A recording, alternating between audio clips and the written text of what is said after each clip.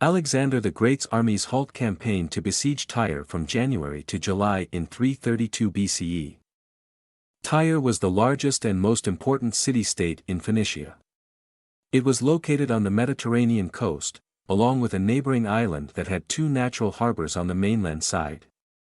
The island was approximately 1 kilometer away from the coast during the time of Alexander the Great, and its walls reached a height of 45.8 meters, 150 feet, above sea level on the eastern side facing the mainland.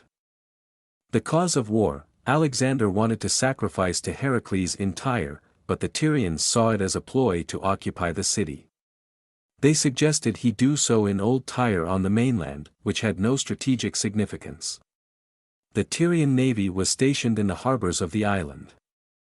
The city housed nearly 40,000 inhabitants during the siege, despite the evacuation of women and children to Carthage, the former Phoenician colony and later the Mediterranean powerhouse.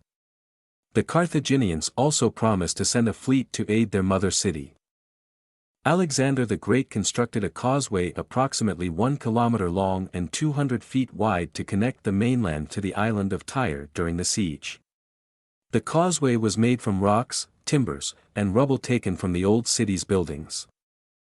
The causeway allowed his siege engines to reach the city walls, but the Tyrians devised a counterattack involving a burning ship.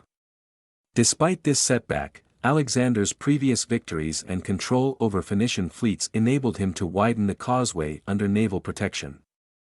Alexander sailed toward Tyre, positioning his flagship on the right side of the fleet.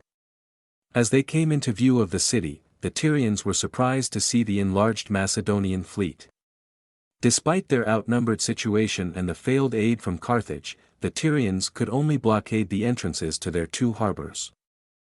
The Tyrians, recognizing the threat, concealed their galleys with sails and launched a surprise attack. 13 Tyrian galleys assaulted Cyprian ships, sinking 2 and scattering others. In response, Alexander led a counterattack using triremes, damaging Tyrian vessels. He positioned his fleet beneath the city walls and employed battering rams.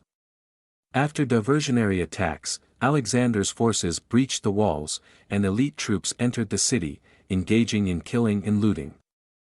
The surviving Tyrians retreated to the Agenorium fortress but were eventually overwhelmed and slaughtered. After the siege, the city's defenders suffered a harsh fate. 8,000 Tyrian civilians were killed, and 30,000 residents and foreigners, mostly women and children, were enslaved.